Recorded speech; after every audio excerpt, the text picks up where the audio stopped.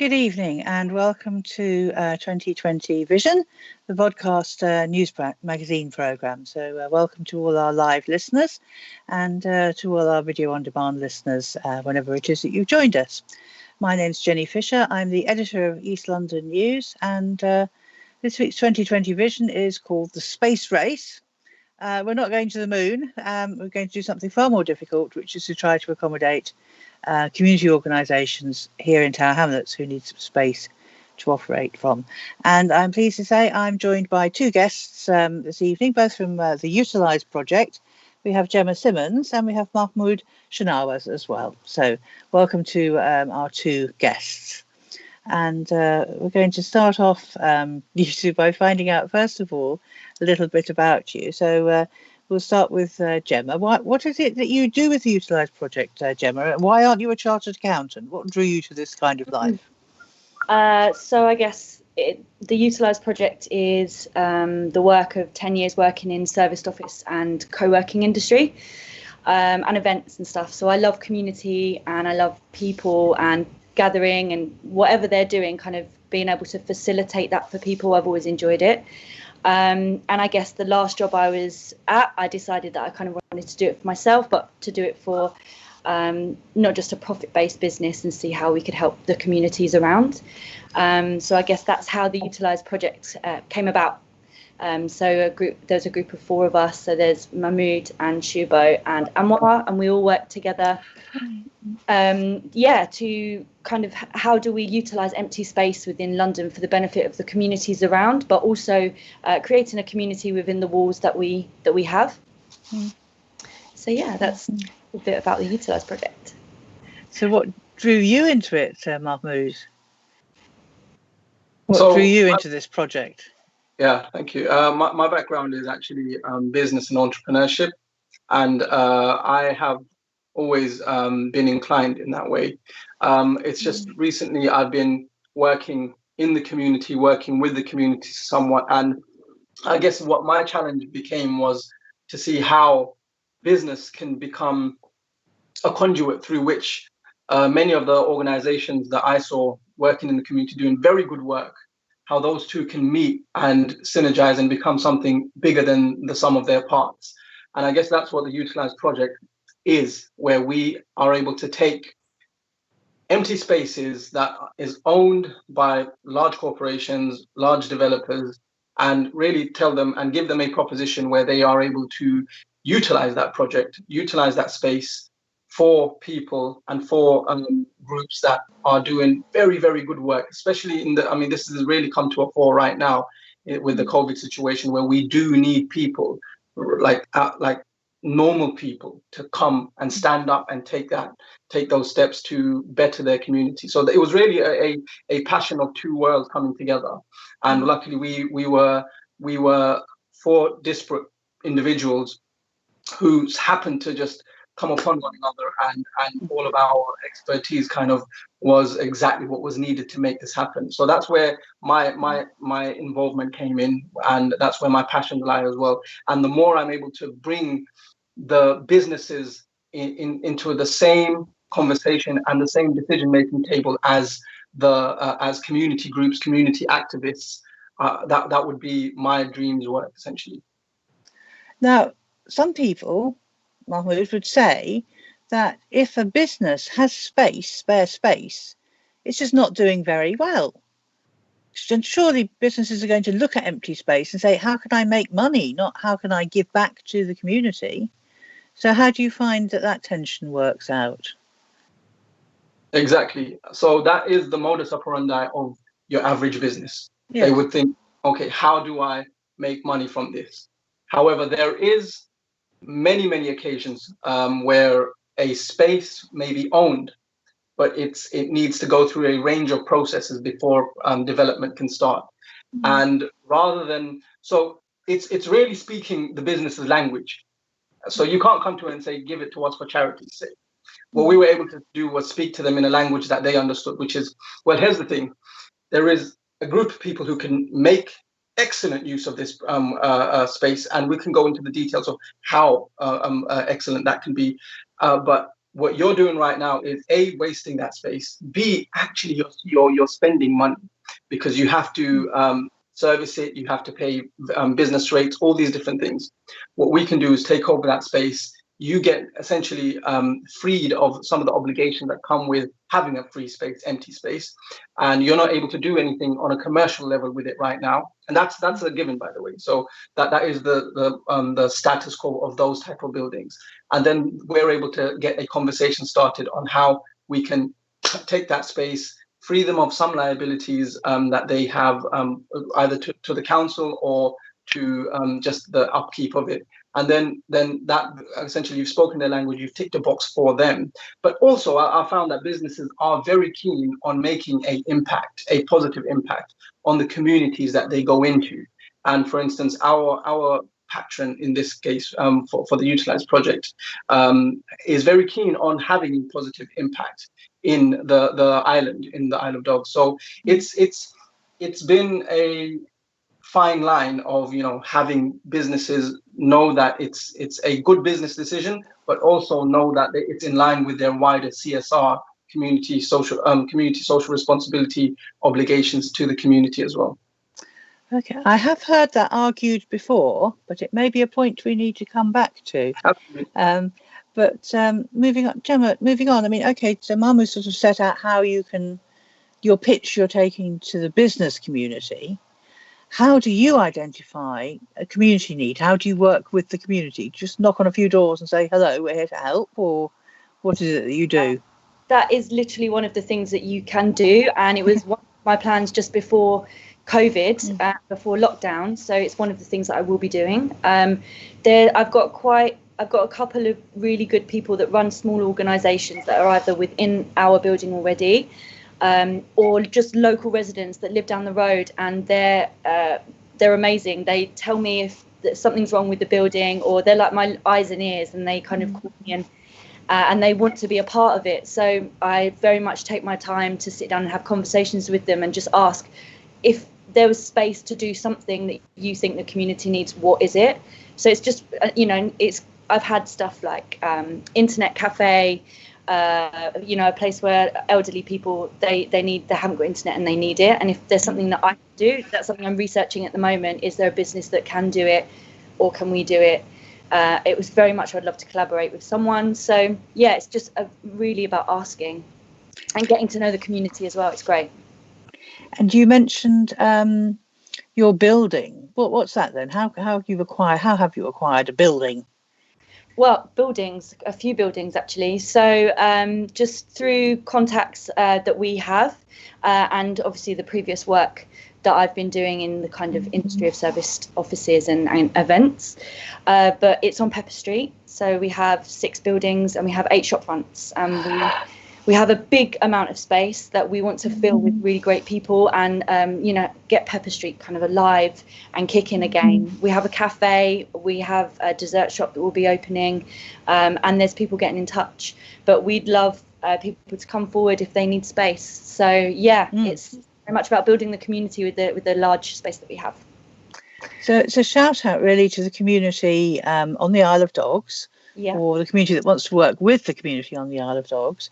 Pepper Street, I mean, it's not a famous street as far as the island or Tower Hamlets goes, but it's it runs. It will be famous, I'm sure.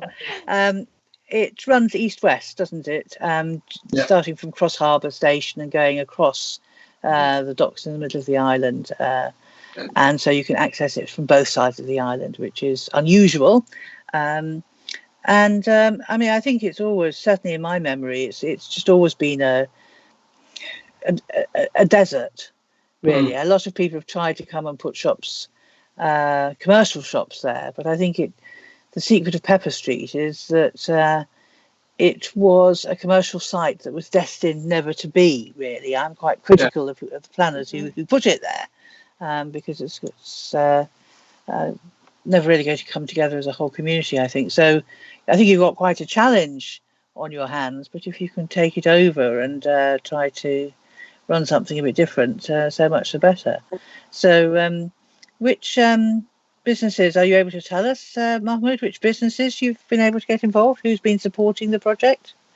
So our current patron for the Pepper Street project is the actual land that we have taken over, and are managing for them is Mill Harbour. And they have been kind enough to not only give over the space for it to be used for community projects, but also they have stipulated that they want to make a lasting impact in the area for as long as they're able to accommodate the current situation. So it's and shout out to Mill Harbour. They've been really hands-on with making our project, our vision of. I don't understand what Mill Harbour is. Mill Harbour to me is the name of a street, but you're saying it's a company as well? It is, yes. So I should have explained. It is a company. It's a developer of residential and commercial buildings, property developer. So they acquired that area. And rather than leaving it derelict for because it's been in that state because we used to play there. I have friends and I have cousins in Isle of Dogs, and in fact Tiller Road, very close by. And we used to go, and there was a triangular structure there, and we just used to hang around there really. So it became a bit of a spot for when you want to get away from your parents' eyes, and so it kind of lent itself to some level of delinquency, if I can put it that way.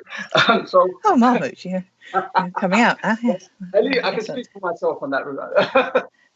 So I think the step that Mill Harbour, the developer, has taken is quite brave in that they've said, we know that this is the tendency for this area. They've probably known about this as well, and they've had that complaints. So rather than leaving it derelict, rather than leaving it empty, they've opened it up, and it's I can imagine it becoming heaving with really good people, really good work. Right now, even we've had a food bank run from there. We've had a clothes donation system where we're looking at how we can do toy swap systems as well. Organizations. Gemma's working very closely on a community salon. So that's a far cry from what it was. Literally empty buildings, broken windows. Not anymore. We're going down the route of really making it popping. As a young yeah. I mean, I must say, Pepper Street itself never looked too derelict, and I always put it down to the dark green paint or the dark green colour of the window surrounds, which seemed to make it look quite modern somehow. You've got a salon, Gemma. What kind of sort of salon is it? Is it a sort of like the old French salons where you go and hold court, or are you talking hairdressing here? Yeah, so it's a project that I'm working on, and it's. My idea is to create an affordable salon for freelancers. So it can be, we have 2 beauty rooms, we'll have 3 chairs, and we'll have a nail tech space as well. I also, the reason I thought about it is because I braid hair as a kind of a side hustle. And I go to my clients' houses, and I was like, how's it going to change after lockdown, and how people kind of invite other people into their house? So we've created an affordable space where people who are freelance in all areas of the beauty and hair industry to rent out chairs and become members of the salon. So not only are you being part of a community of like-minded people in your sector, it's affordable, so you're not breaking the bank and you are gaining profit for your business. And so we want to open when we can. So we're following the government guidelines of when we can. Yeah, and then we're offering free bookings for the first month, so you can get back off your feet and book out chairs and really get a feel for the community and have a place where you can bring your clients. So that's just one of the small projects. And these projects, I mean, how you describe it says 2 things to me. One of which is, I'm sure you're going to be working with the beauty salon in Castalia Square, if it's still there, which rents premises from the dreaded One Housing Group, which owns some of the shops in the sort of top band of the island.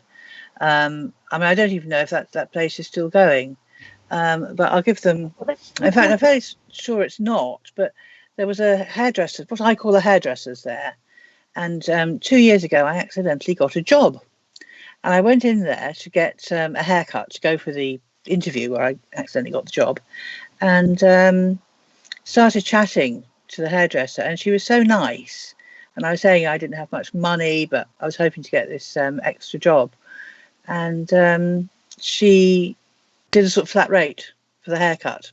And I can't say it was a haircut that helped me get the job, but it was just that sort of little boost you need when you're going to a formal interview for the first time in maybe 20 years. Yeah.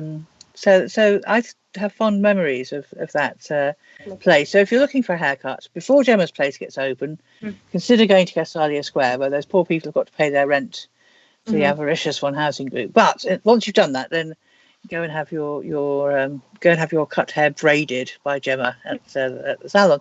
But the other thing what's occurring to me immediately when you say that is cooperatives.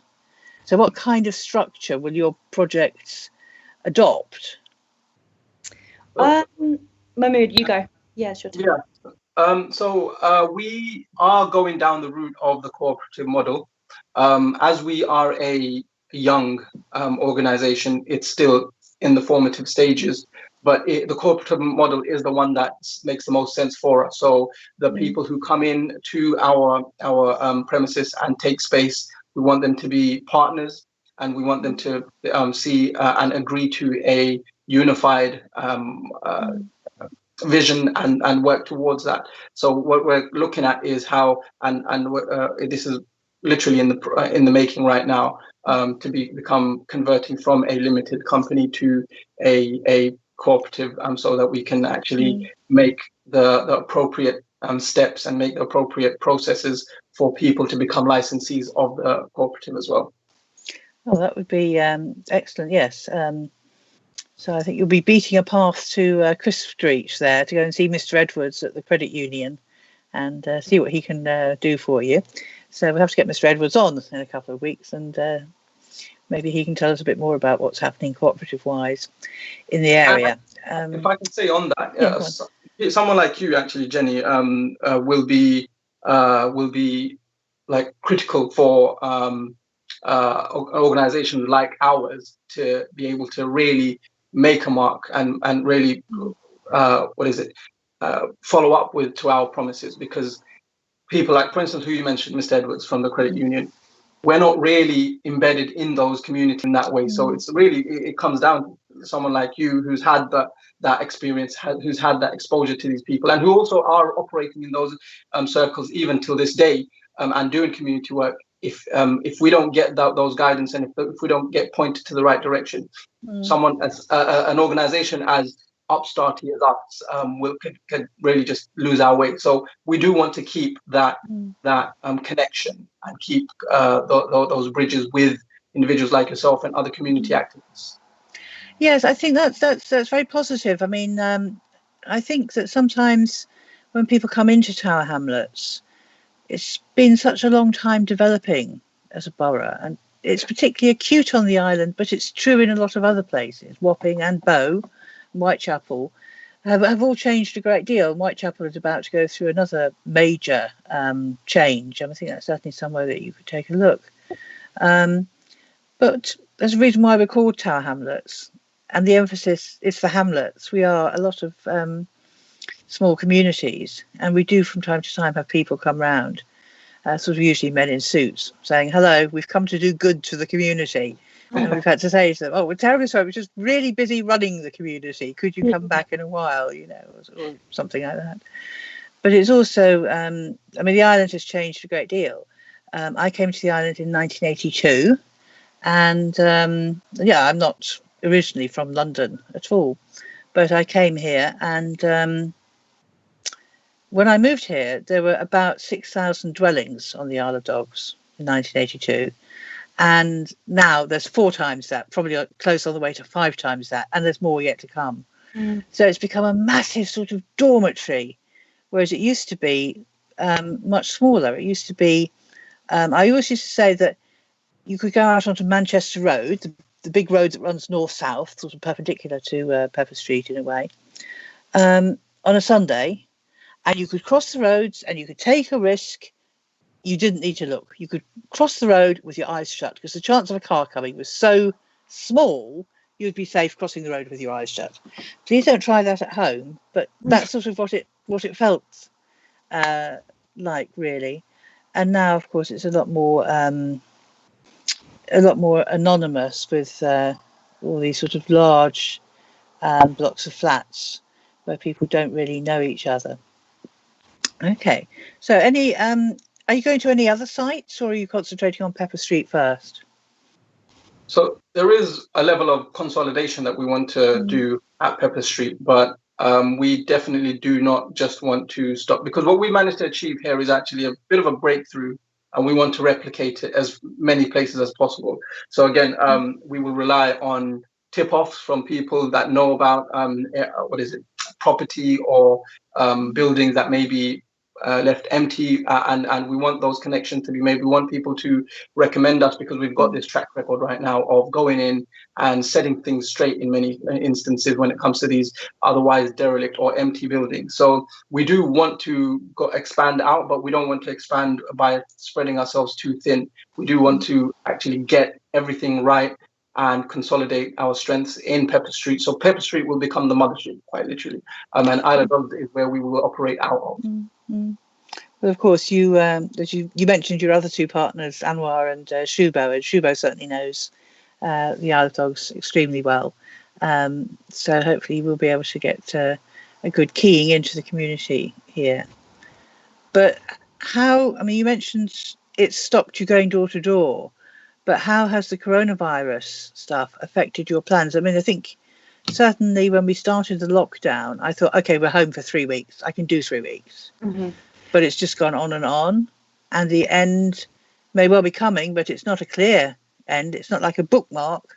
It just seems to be an amorphous cross your fingers and hope, and it may come back sort of end. So how are you finding this is affecting your progress and the communities you're trying to relate to? I think personally, for the Utilise project and actually having a clear plan and moving forward in the best way, the lockdown has given us a time to reflect and review and plan. We have current residents in there, and we've given them obviously rent freeze because we want them to be able to still have their business, and we're in a place that we're able to do that as well for our business. So what we have for us, we obviously give and share with our residents already. And there still have been members of the community that are around, and you can kind of socially distance, catch up with them, make sure everyone is okay. So it slowed things down, but I don't think it will have much of a change in what we're doing. It's just it'll be a little bit delayed, I guess. Yes. Well, I mean, one of the things it's actually in the news in Tower Hamlets. We do a sort of local headlines and sort of close the programme, and I'll come on to it later. But I mean, I think in Tower Hamlets, certainly, I think in some other East London boroughs too, people are being very nuanced about the return of school children to schools. It's not the reopening of schools, because schools are currently open anyway, albeit only to a small group of children. But it's going to be a while before, at the moment, you can't definitely say all school children will be able to go to school in September. And until that happens, until schools are properly open, then the workforce is going to have a problem getting back to work.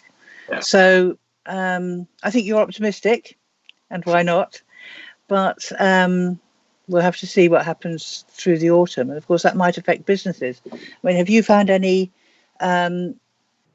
consideration in the business community, Mahmud, of how the COVID crisis is maybe restricting their profitability, their viability even, and their ability to function?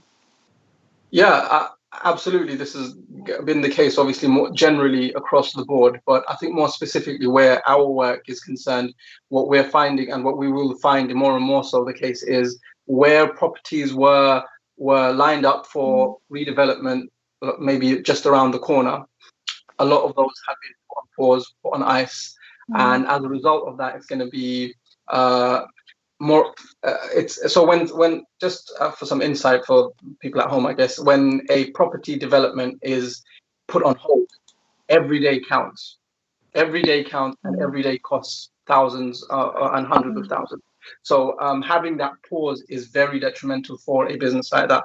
that is the case, and that's happening with many of the property developers. And what we think is, and my prediction is that we will be able to use that to our advantage as the Utilized project, to go and pitch these developers and say, don't leave it empty, don't leave it going derelict, use this space, because right now we need space, and we need community groups to rise up and really take a stand and make a difference. So I think we're going to be able to use it to our advantage to some degree, and find properties that were maybe on the brink of going into the development phase, but are now completely, that's gone out the window because of the current situation.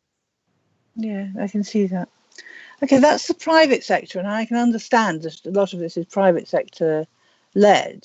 I mean, arguably, I don't know, looking at the private sector, which has happened on sort of the island area over the last 35 years, I don't know if we would say that's a positive or a negative, really. I don't know if you compare the 1982 Isle of Dogs with the 2020 Isle of Dogs. If you say, oh, we've had a victory, or we've suffered a lot. I think a lot of communities would say, well, it used to be our land. Back in 1982, when I was talking about, it was all public land, and it was just given to the business community. So to some extent, a lot of people on the island feel, well, they owe us. We've given them our land to take their profits out of. You owe us a bit back, although that's, I don't think, recognised in law.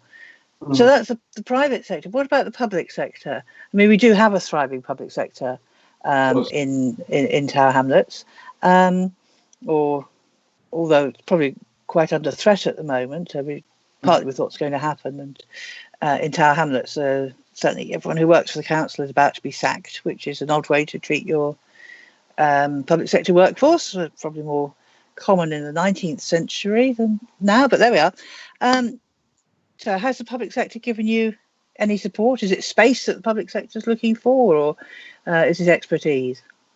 So we think that, as from the COVID situation, actually, there was, I think, a bit of a jumping of the gun from many of the local authorities, where they thought they're going to need space, and they ended up going into long-term contracts with a whole bunch of organizations, and therefore being oversupplied for these kind of things.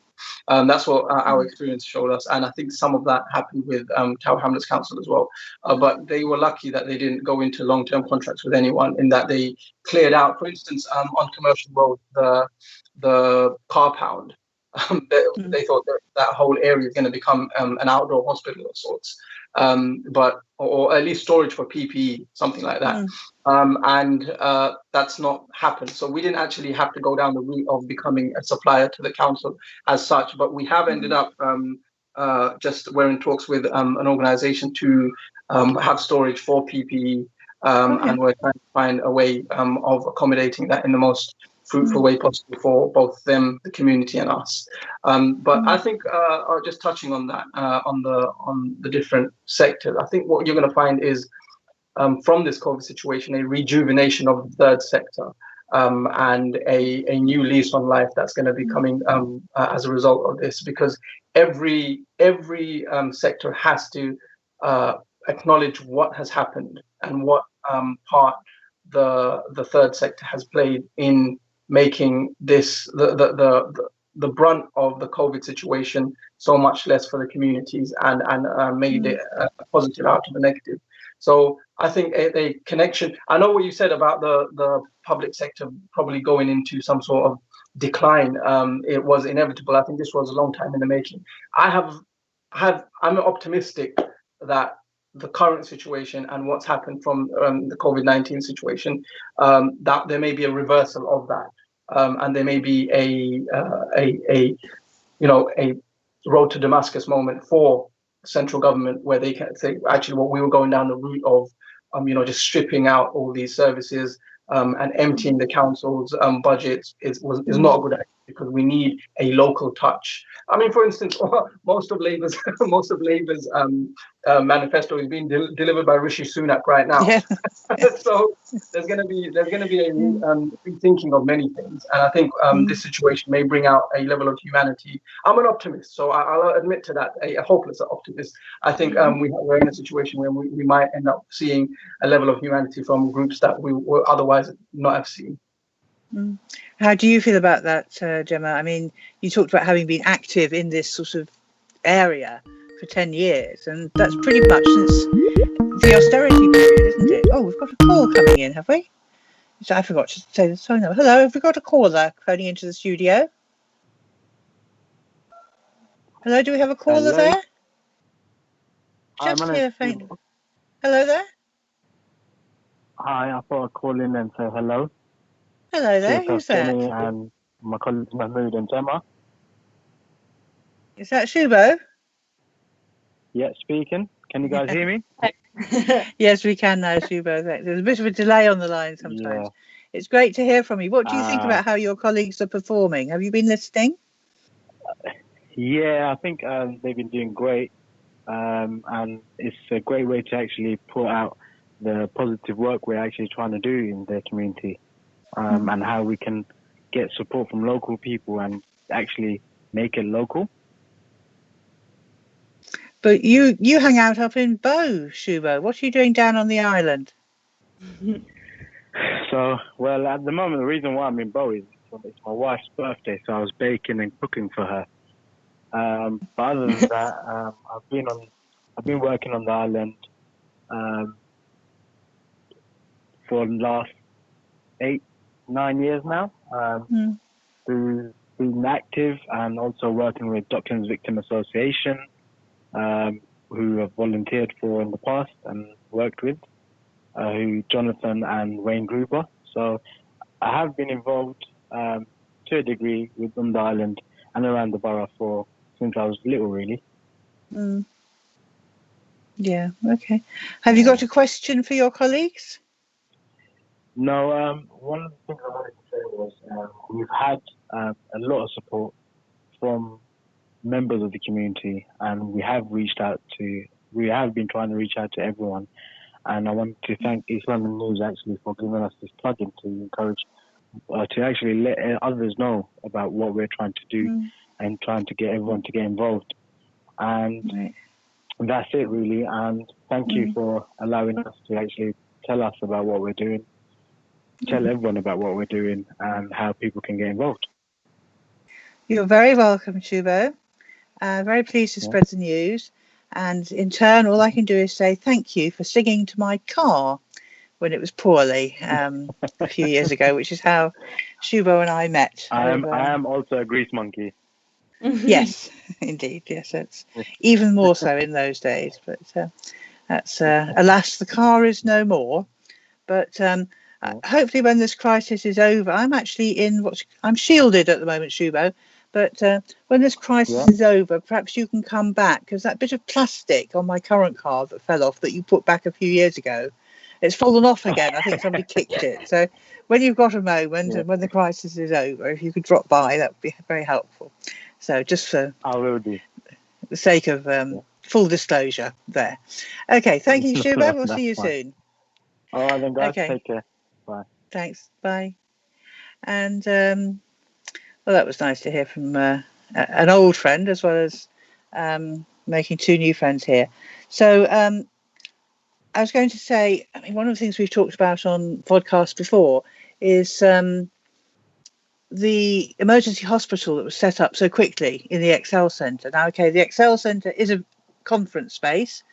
It had a thriving workforce, employed a big workforce before, but it just took the political will to turn it into essentially a building for public sector use.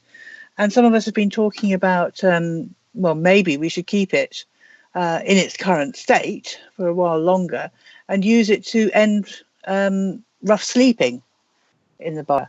So you've spoken about using your building, your bricks and mortar, for the community, but are there any particular issues that you think you'd like to target? What do you think about that, Gemma? I guess for me, so I work, one of our residents work is an organisation called Amy Space, and they do amazing work with people in need and homelessness. They do feeds, well, when we could, they do feeds twice a month outside Anchor House in Canning Town. And we're looking to do it as well in near, hopefully near Crisp Street. But they work really hard and they help anyone in need in the community. So it's great working with them. I'm also really interested in helping elderly people and fighting, combating loneliness, as well as helping small businesses to grow, especially in the kind of charity and social enterprise sector. And by us having the space to be able to give to them to help their business flourish is really important to me as well. So I think if that's what's most important for me, I think, in what we can give to them in regards to bricks and mortar, I guess, in the space that we have. Yeah. Okay, well, that's lovely. I think we've heard a lot from you, but is there any question that I haven't asked you that you would have liked me to ask you? Is there anything else you'd like to say before we draw to a close?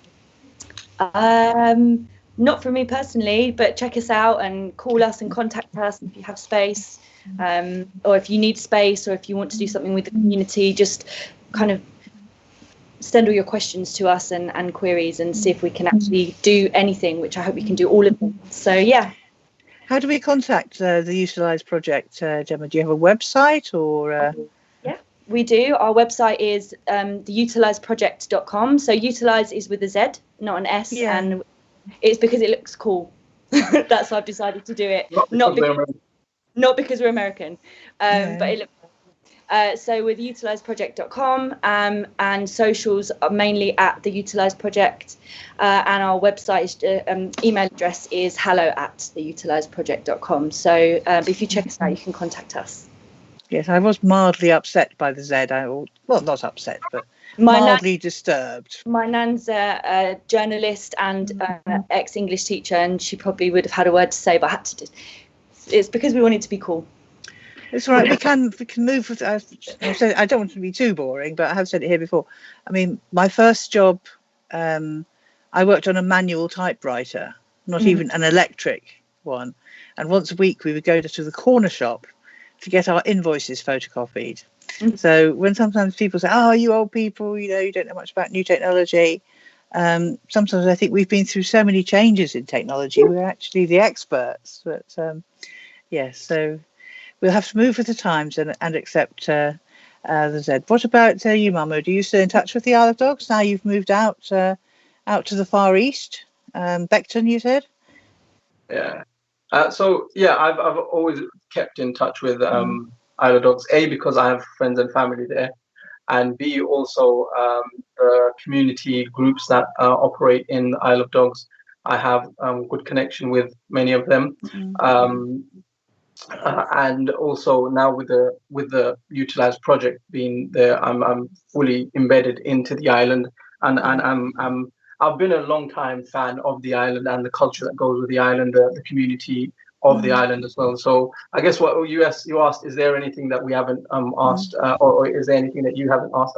One question I would say is, if there is something that you think as a long time islander or someone with a background such as yourself, and anyone watching from the island, you think that we should be doing to better the lives of people on the island, we want to know. We want to hear where we come in as respectful guests of the island as well. So we want to know from the people of the island of how we can do our job better, what we want to do, what we've set out to do from the beginning, how we can do it better as well. That's very positive. I've only been here, I haven't even been here 40 years yet, so I'm very much still a junior islander, actually, but there are plenty of people who I'm sure can join in, and let's see if we can build something back. I mean, so much of the island did depend upon our own efforts and our own input, and sometimes it's the bigger organisations coming onto the island that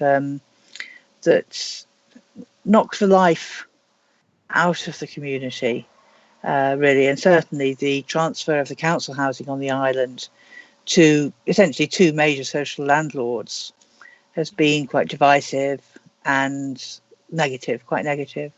When the Docklands was on the island was being built, and it was pretty much the first area to be redeveloped, we always thought that the Wapping area, which came a bit after us in turn, perhaps learnt a few lessons, because there was no planning laws applied to the redevelopment on the island, and so it was a bit anarchic and didn't always go well, whereas a bit more thought was put into Wapping.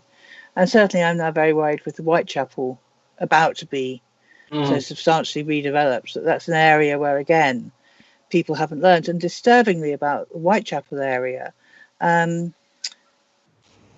we had originally hoped to have a sort of steering group or something like that would involve the community with the other stakeholders. There are stakeholders in that development. There's the building owners, there's a few, the post office, the hospital, the council now, Sainsbury's. There's a few major sort of owners, landowners, and then there's some other public sector bodies, and there's the residents and the market traders. And the residents, we had hoped to have a steering committee that was going to bring everyone together, but unfortunately the current administration at the town hall felt that wasn't their preferred option.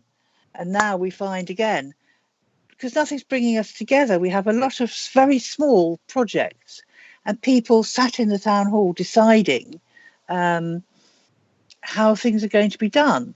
It's been a while, it's been a couple of years since I really looked into that project, but last the Tenants Federation heard was that there were groups in the town hall, and each of them was sort of looking for projects out there in the community. That bit of the community needs a play centre, that bit of the community needs new railings, all that sort of stuff.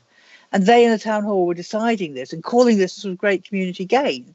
And we were saying, well, why don't you get the community together? And then, because otherwise there's a danger, you can have two estates next to each other, each get a new play area, and nobody gets the new sort of railings or whatever it is, or dog walking area. And that's a downside, I think, of the Hamlets approach, is sometimes you get a lack of working together. And it's a big area. The community gain from the building that's going on, or will be going on, around Whitechapel is spread almost from the north to the south of everything on the left-hand side of the borough, really. And a lot of that, unfortunately, seems to be in the town hall. But if the town hall feels differently, whoever's involved, whoever's leading the Whitechapel redevelopment project now, I don't know who that is, but if that councillor would like to come on the show next week or the week after and tell us what they're doing, that's a very good idea. I'll send them a formal invitation. So there we are. We're all going to leave happy. I'm just going to run for your benefit through, as I say, the local headlines. And big news in Tower Hamlets. One is that the mayor has actually come out and said that the council is not going to enforce schools opening to year 6, 1 and reception on the 1st of June. They're supporting the schools in assessing safety and going forward. And the other big news in Tower Hamlets is that the courts have managed to agree with the people. It doesn't always happen. And the West Ferry Printers planning application decision has been overturned and will have to be done again. So let's see if that brings any use, brings any benefit. That's, of course, quite important for the island because it was a planning decision where the government stepped in at the very last minute to take the decision away from local people.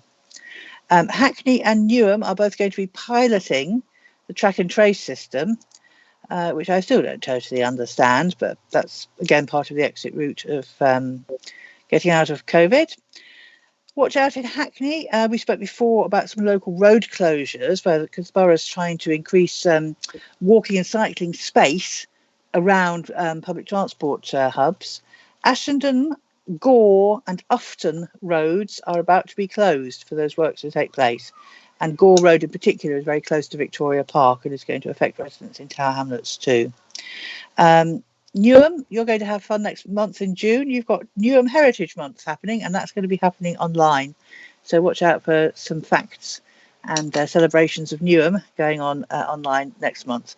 Barking and Dagenham seem to have destroyed their news page. All they would offer me is the option to accept their cookies. So there we are. Can't tell you anything about that. Redbridge reminds you to keep your social distance when you're exercising. and they have a new funding scheme for groups who are supporting people in the COVID crisis, supporting people in the community. So if you're in Redbridge, if you've got a support system, and I know many of you have, because we've covered them in East London News, then go onto that Redbridge website and find out what that's about. So that's the news, and we're going to invite, for our regular listeners, we're going to invite John Biggs, Mayor of Tower Hamlets, to come on the programme next week or the week after and talk to us about the decision to sack the workforce. We live in hope that one day he will be able to accept our invitation. So in the hope of he will be able to accept one day, we shall continue to make it. So I think that's it for today. Thank you so much, you two, for coming on, and hopefully we can come back in a little while and see some pictures and bits and pieces of what you've been able to do. So thank you very much. Thanks to people for watching. We'll see you this time next week. So thank you for watching, and goodbye.